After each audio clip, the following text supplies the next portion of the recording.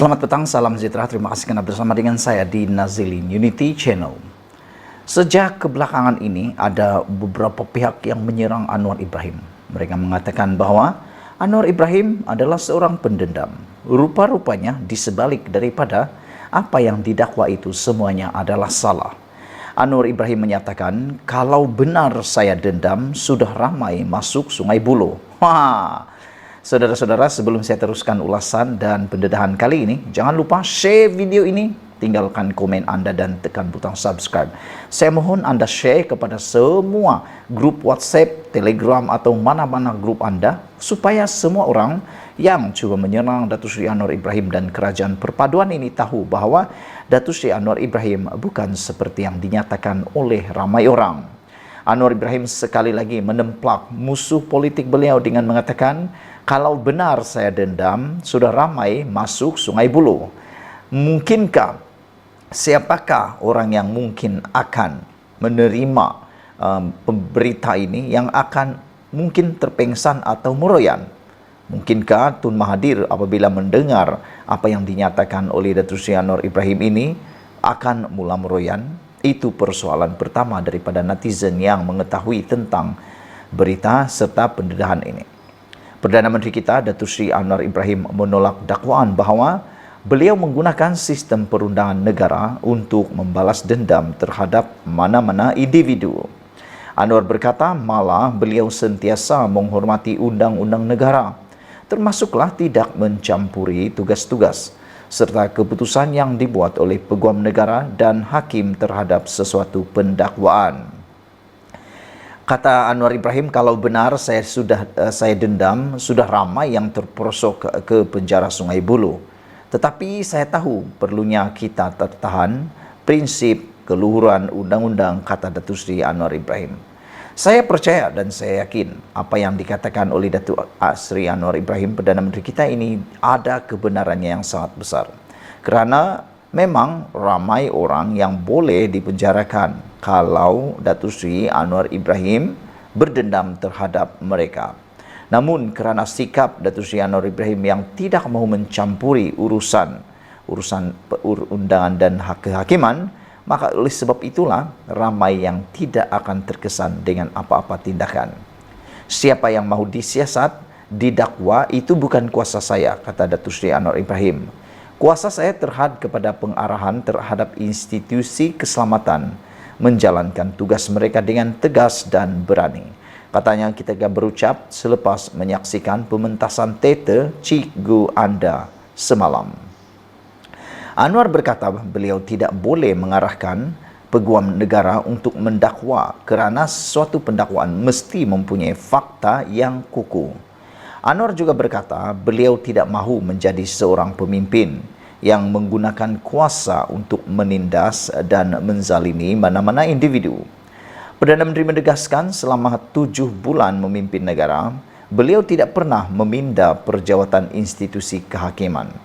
Apa sahaja yang dikemukakan oleh jawatan kuasa membawa kepada ketua hakim negara dihantar kepada saya. Saya ikut proses sahaja. Tidak ada satu pun yang saya pindah. Melainkan kalau hakim itu punya rekod yang mungkin dipertikaikan, kata beliau. Justru Datuk Seri Anwar Ibrahim berkata, beliau berkata sudah tiba masanya tata kelola serta pentadbiran di negara ini dibersihkan tanpa wujud unsur negatif. Malah politik negara perlu terhindar daripada adu domba atau merendahkan martabat pihak lain. Politik itu penting. Saya juga mengasaskan dan memimpin parti politik dan antara parti yang bergabung. Katanya dan menambah, mencari kelemahan pihak lain merupakan politik tidak matang. Wah, ini satu perkara dan pengakuan Datuk Seri Anwar Ibrahim yang paling kita salut, kita hormati dan kita kagumi. Apabila Datuk Seri Anwar Ibrahim seperti yang kita tahu telah banyak kali bukan saja diserang, telah pun dipenjarakan, bahkan ada beberapa kali beliau dikhianati oleh orang-orang tertentu. Maka dengan itu, mungkin kalau Datuk Seri Anwar Ibrahim berdendam, betullah kata beliau, akan ramai orang akan termasuk di dalam Sungai Buloh, penjara Sungai Buloh. Tetapi sikap Datuk Seri Anwar Ibrahim yang menegaskan supaya Politik negara perlu terhindar daripada adu domba dan merendahkan martabat pihak lain adalah perkara yang amat terpuji dan jarang sekali dimiliki oleh pemimpin-pemimpin yang lain. Selain itu, penegasan Datuk Seri Anwar Ibrahim supaya parti politik penting juga dan perkara menambah kelemahan pihak lain merupakan politik tidak matang. Saudara-saudara sekalian, ini adalah sesuatu perkara yang amat baik apabila Datuk Seri Anwar Ibrahim mengatakan mencari kelemahan pihak lain merupakan politik tidak matang. Nampaknya Datuk Seri Anwar Ibrahim sekali lagi mengalahkan sikap daripada pemimpin-pemimpin yang lain. Inilah satu kemenangan besar yang dimiliki oleh Datuk Seri Anwar Ibrahim yang tidak dimiliki oleh pemimpin-pemimpin yang lain. Saya percaya pemimpin seperti Datuk Seri Anwar Ibrahim sukar untuk dicari di mana-mana. Ikuti terus ulasan selepas ini. Selamat petang, salam sejahtera. Terima kasih karena bersama dengan saya di Nazilin Unity Channel. Pastinya dengan kupasan dan pendedahan ulasan kali ini akan membuatkan Sanusi mungkin terkedu, tak tahu nak cakap apa lagi, dan mungkin akan memohon maaf ataupun mungkin akan bertobat. Itu ditulis oleh netizen berkaitan dengan tajuk ulasan kali ini, yaitu kerajaan akan jamin percepat pelaksanaan 453 projek di Kedah. Dengan jaminan daripada kerajaan ini, adakah ini akan membuatkan Sanusi akan malu sendiri, tersipu-sipu dan terkedu? Kerana kita tahu sekarang ini Sanusi sedang sibuk berseteru dengan Perdana Menteri kita Anwar Ibrahim.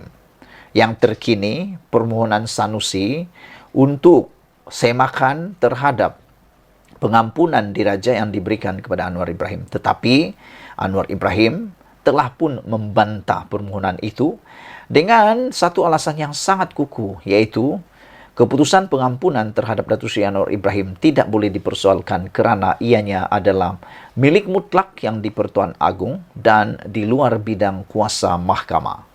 Itu memang jelas dalam perlembagaan Malaysia.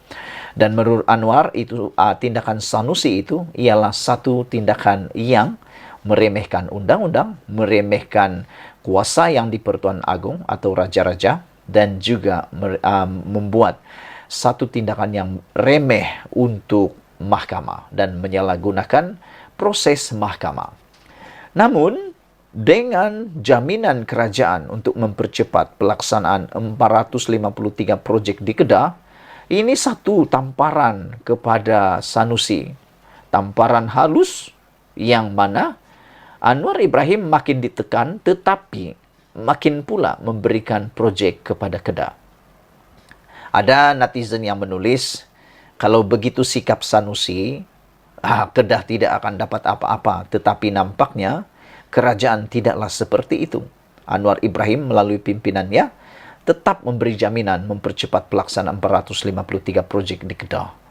Anda tak tahulah kalau anda ialah pemimpin menggantikan Anwar Ibrahim dan anda mempunyai musuh seperti Sanusi, adakah anda akan melakukannya seperti Anwar juga? Atau anda akan memikirkan perkara yang lain? Kerajaan memberikan jaminan untuk mempercepat kemajuan pelaksanaan 453 projek pembangunan fizikal dan bukan fizikal di Kedah pada 2023 yang melibatkan peruntukan keseluruhan bernilai RM1.6 bilion. Perkara ini harus diambil perhatian oleh rakyat Kedah. Adakah ini tidak lagi mampu menyedarkan rakyat Kedah betapa kerajaan Kedah perlu perhatian dan hubungan perpaduan yang erat dengan Putrajaya. Namun tindakan Menteri Besar Kedah yang sering kali mencetuskan kontroversi menyerang Perdana Menteri akan menimbulkan satu ketegangan di antara Putrajaya dengan Kerajaan Negeri Kedah.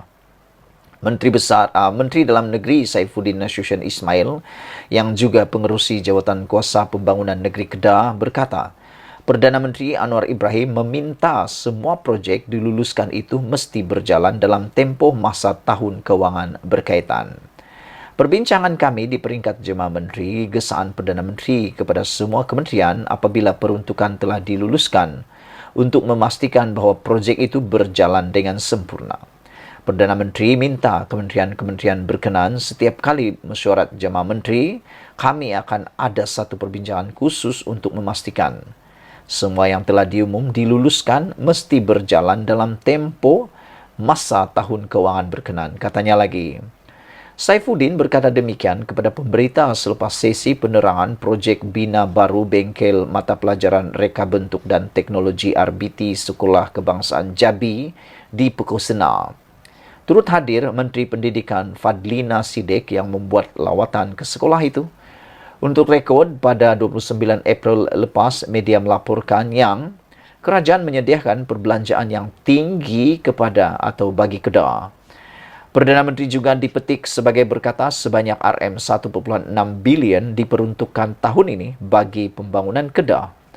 Saifuddin berkata mesyuarat kabinet setiap minggu tidak pernah meninggalkan perbincangan berhubung proses memudah cara dan mempercepat pelaksanaan projek yang diluluskan kerajaan termasuk dari segi